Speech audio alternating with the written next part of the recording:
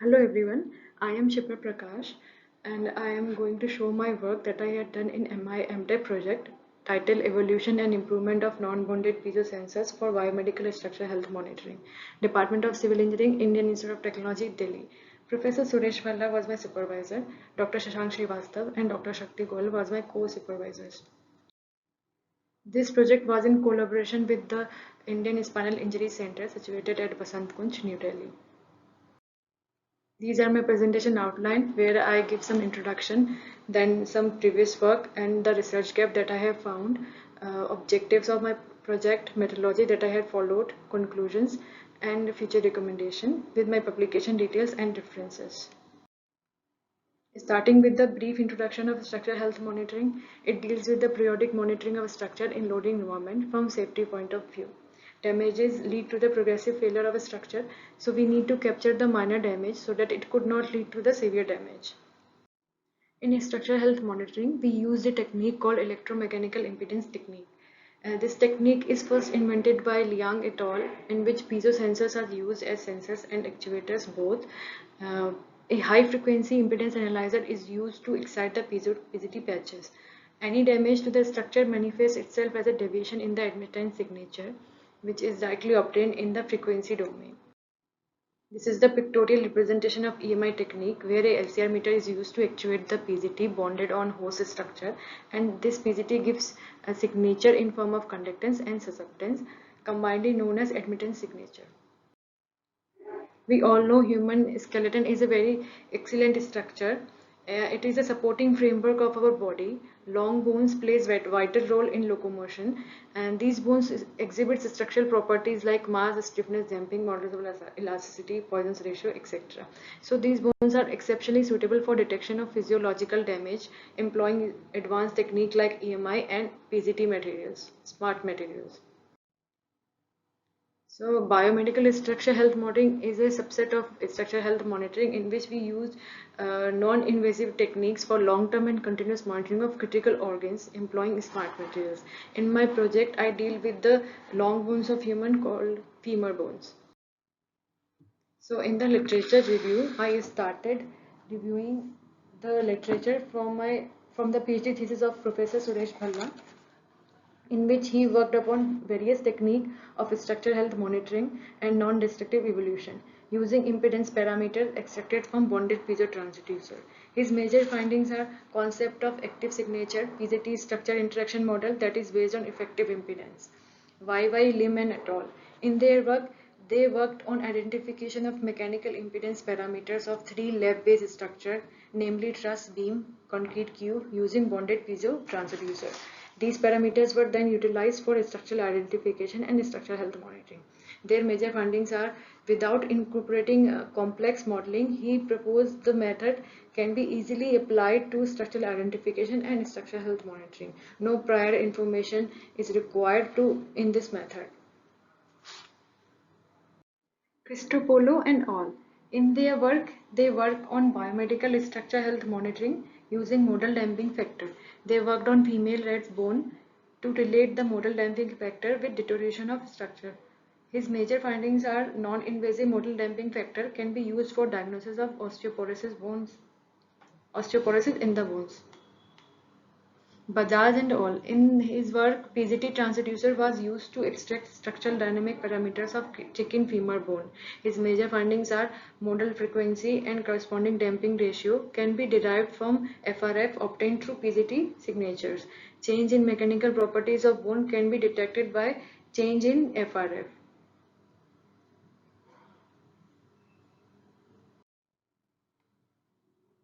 Srivastav and al. These are the major reference of my project work. Dr. Shashank has proposed a non-bonded piezosensors configuration for detecting deformities in human bones. He also tested the technique on live subject. His major findings are this NBPS technique is successful in determining dynamics of bone structure and detecting deformities by changes induced in NBPS signatures. He also finds that healthy bone shows the system as series combination of stiffness, mass and damping. In his second work, he did mechanical modeling of NBPS and bone system in PZFlex software. He also explored the effect of skin on NBPS effectiveness using artificial skin and found that skin has no such effects on the signature of PGT patches.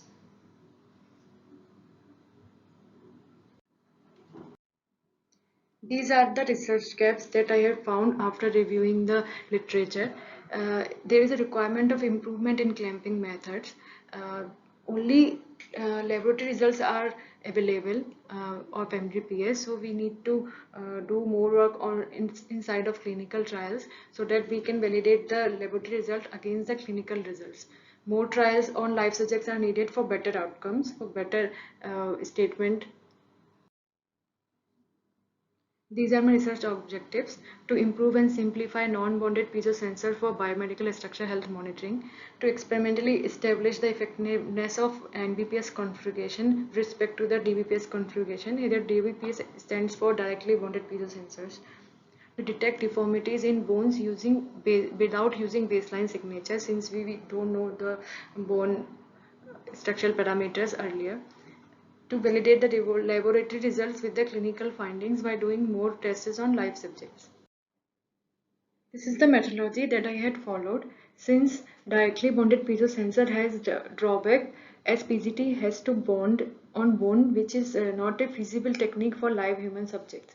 To overcome the problem, Dr. Shashank has developed NBPS configuration as I discussed in literature review.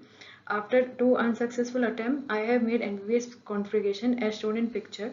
PGT patch is bonded at middle of the aluminum strip.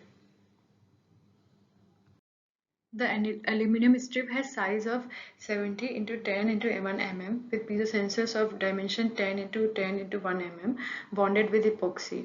This NBPS strip is then placed on the bone and tightened with the 2 Jubilee clamps as shown in left pictures. In the right picture, I have shown 2 bones where one bone is made osteoporotic by digging the holes of 3 mm diameter of holes with 6 mm depth. As NBPS was clamped on healthy and osteoporotic bones in 4 different clamping conditions: free, only NBPS, open clamp that is at 0 strain, partial clamp that is at 160 micrometer strain, and fully clamped that is at 300 micrometer strain. Since this work is previously done by Dr. Srivastav, but I have to done it once again to know the basics of how NBPS is worked and how the technique is worked. This is my experimental setup. In the left picture, I placed the bone on rubber pads and I excite the NBPS strip using LCR meter, and I acquired the signature through Vipro software. In the right picture, the clamps were deployed with the electrical strain gauges to measure the exact value of strain in the clamps, and also digital multimeter is used to measure the resistance of the electrical strain gauges. These are the These are the observations that had made. We can see here the rightward shift of signature with respect to the increasing strain in NBPS. These are the observation for healthy bone. These are the observation of the when NBPS is tightened on healthy and osteobone. The signature has been compared, and we can see here the vertical and the rightward shift of signatures for the osteoporotic bone. Since the bone mineral density has decreased due to osteoporosis and frequency got increased, so there is a right shift in the osteoporotic signatures, osteoporotic bone signatures.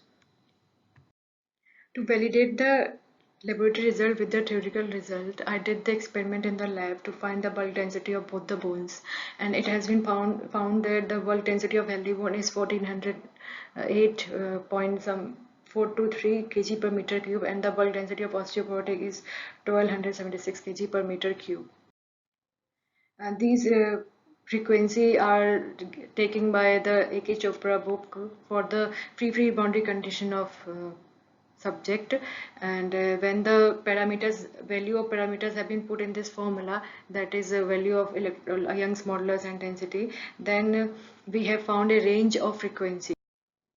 These theoretical frequency were compared with peaks frequencies of admittance signature of bones. We can see here that the frequency in red color shows good correlation in laboratory results as well as theoretical frequency. They have minimal error, and the frequency in black color are the free NBPS peaks. These are the free NBPS experimental peaks. We can see here that NBPS peaks confused with the structural peaks. Also, the peaks get damped structural peaks. These are the clinical findings of artificial bone. Since the material was not DEXA compatible, so there has no result came out from the DEXA reports of bone specimens. This is the DBPS configuration of PZT, where I bonded the PZT at a specific location on both the bones, and I took the signature. And it is these are my observation where we can see the shift in healthy and osteobone signatures. Right shift and also vertical shift is there. Osteoporosis causes decrease in bone mineral density and hence causes increase in natural frequency. So rightward shift of signature was observed. Observations continued where I compared the DBPS configuration with the NBPS configuration, and it has found that uh, peaks got damped because of the structure. So in the DBS configuration there is a no prominent peak, while in NBPS they are giving the prominent peaks. To did the improvements in clamping method, I started with a wristband watch of a woman. I placed the PZT at the dial of the watch, and I tied the watch to the bone and started taking the signature. Since the base of the dial, the strip of the dial has a thickness of 5 mm, so the signature was not that much promising. The difference is not that much can be identified in the different condition. So I used another method for improvement of clamping, and it is called evolution of bone electromechanogram, in which I used a torque wrench to tighten the clamps. Earlier the strain gauges were installed to measure the strain in the strain clamps, and it involves many complex instruments like digital multimeter, strain gauges, wires. So to eliminate all those complex systems, I just used a torque that is very easily available in the lab. And these are my experimental setup where I hang the bone on the stand to make the free condition of boundary condition of bone, and then I took the signatures from Bipro software as earlier. The LCR meter is used to uh, to excite the PZ NBPS on a very high frequency range. So these are my observation where I take the two cases of repeatability. One is the degree of torque. I varied the degree of torque on healthy and osteobone, and these are the signature. And we found that at the 6 Newton meter, the signature start constant. The shift in signature is not that much from 5 Newton to 6 Newton. So we can say that 6 Newton meter is very capable of attaining the signature or acquiring the signature of bones. And the coefficient of correlation is the parameter to define the repeatability of the signatures, and it has found that 99.94 to 99.97 for healthy bone. In case of osteobone, the coefficient of correlation is 99.93 to 99.97, and it also seen that in osteobone also 6 Newton meter torque is very much capable of acquiring signature. This is the case 2 of repeatability where I give the same torque but on different time duration on different days, and it has been found that the coefficient of relation is very good in both the cases, for osteobone also and for healthy bone also. For healthy bone it is 99.97% and for osteobone it is 99.97%. The the NBPS is using the torque range. The NBPS signature has been acquired for healthy bone and osteobone, and free NBPS strip also. And then we compare the three of them, and it has been shown in the figure that there is a very clear shift in horizontal and vertical shift for healthy and osteo. So we can once again that can say that NBPS is very feasible in determining the changes in bone parameters, and also the torque range give a very prominent results. So I extend the testing to the live subjects. 5 army personnel had volunteered as a live subject for the testing. The consent of all the 5 members were taken before testing in laboratory. The Institute Ethical Committee was also informed prior to the testing. So when I tested the NBPS strip, I clamped with the Jubilee clamps, and it causes discomfort to the person since it is a metal-based clamp. So I replaced those clamps with the tourniquet belts that we use in many medical application. Since the tightening is a subjective matter of everyone's caliber, so the full tightening gives a similar result as the tough clamps. So this is my first subject. This is second subject, third subject, fourth subject, and fifth. Since the NBPS laboratory result has been compared with the clinical trials, in the clinic we use DEXA technology for detecting the deformities in bones. It is a scan that is used to determine the density of bone to assess its strength. DEXA gives result based on the amount of X-ray absorbed by the bones. So DEXA scanning of all the live subjects were done at Indian Spinal Injury Center as we shown in the picture. These are the DEXA results where bone mineral density is found in a similar range of 0.9 to 1, and also T score is found in the similar range. And according to the DEXA results, they are showing that all the 5 members are healthy in the healthy category. Validation of laboratory results with the DEXA findings. Concept of mechanical impedance as structural parameter. Professor Bhalla and Professor So worked on extracting of structural parameters through the mechanical impedance of the system. On analysis, it has been found that a single degree of freedom spring mass damper system is mathematically analogous to a LCR series circuit in the classical electricity, where instantaneous velocity is analogous to current, mechanical force is analogous to electromotive force, that is voltage, damper is analogous to resistor, mass is analogous to inductor, and spring is analogous to capacitor. The basic elements which are mass, spring and damper can be combined in several ways to evolve the complex mechanical system. So for mechanical impedance of series system, it is found that the parameter called X and Y, and the variation of X and Y with the frequency for the series system of MCK, and this is the variation of X and Y with respect to frequency for the parallel system of MCK.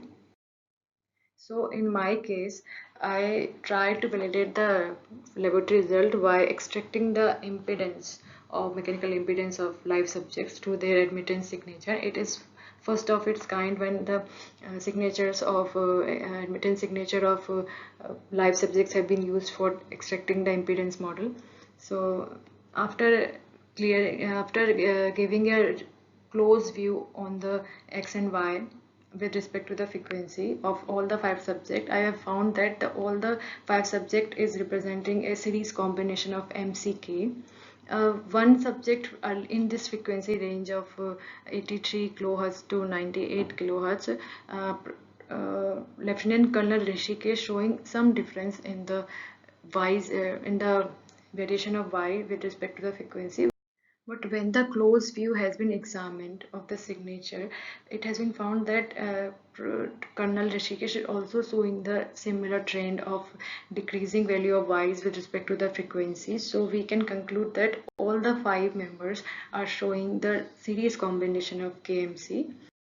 So these are the some remarks on validation, where extracted impedance component in I examine the ranges of frequency of say 85 to 100 kilohertz for the impedance extraction. All the 5 subjects suggested that system behavior similar to a series spring mass damper system, and for more precise outcomes, we need to do more trials on the live subjects. Also, the osteo group has to be included for testing since the only healthy person are taking to DEXA.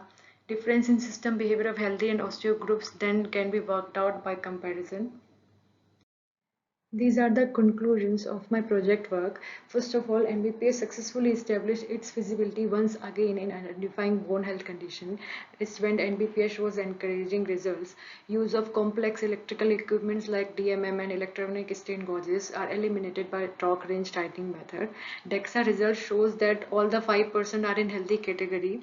And if I recall the findings of Dr. Shivastav, where he showed that the healthy system shows series combination of KMC. So in my work also, all the 5 members are showing series combination of KMC. Hence, there exists a good correlation between clinical and laboratory results.